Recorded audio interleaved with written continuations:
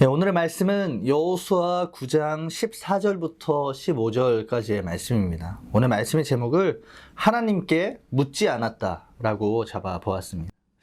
이 지난 9장 1절부터 11절의 말씀을 통해 우리는 기브온 족속을 만날 수 있습니다.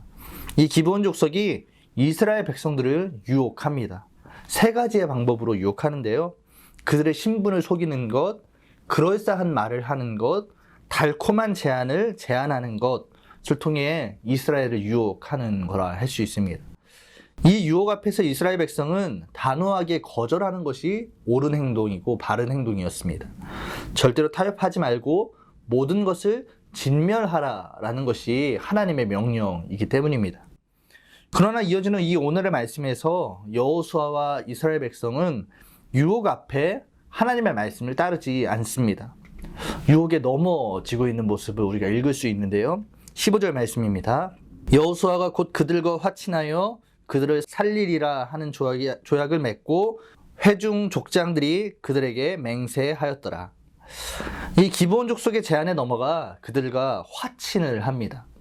진멸하라 라고 하나님께서 단호하게 하셨던 그 명령을 어기고 가나안 족속을 살려주겠다라는 조약을 맺고 맹세하고 만 겁니다. 그들이 왜 넘어졌을까요? 그 답을 오늘 14절에서 우리는 볼 수 있습니다. 무리가 그들의 양식을 취하고는 어떻게 할지를 여호와께 묻지 아니하고. 그들이 넘어진 이유가 무엇입니까? 하나님께 묻지 않았기 때문입니다.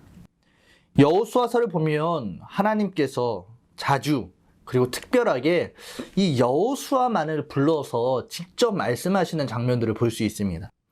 여호와께서 여호수아에게 이르시되라는 이 말이 초반 3장에서 6장에서 계속 나오고 있다라는 것을 우리가 지금까지 보았습니다. 그런데 오늘 여호수아와 이스라엘 백성은 이 절체절명의 중요한 상황 속에서 이상하게 하나님께 묻지 않습니다. 그저 자기의 소견대로 결정하고 행하였습니다. 때문에 이들은 하나님의 말씀을 어기는 죄를 범하고 맙니다.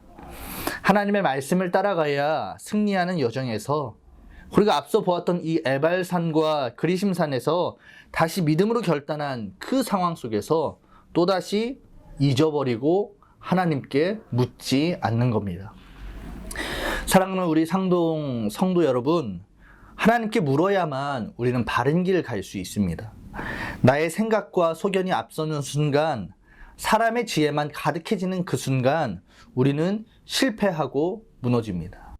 오늘 하루의 삶에서 무엇보다 다시금 기도의 자리를 찾으시고 다시금 하나님 앞에 온전히 무릎 꿇어 하나님의 뜻과 하나님의 마음을 알고 그 뜻과 마음대로 살아가는 저와 여러분들 되시기를 간절히 축복합니다.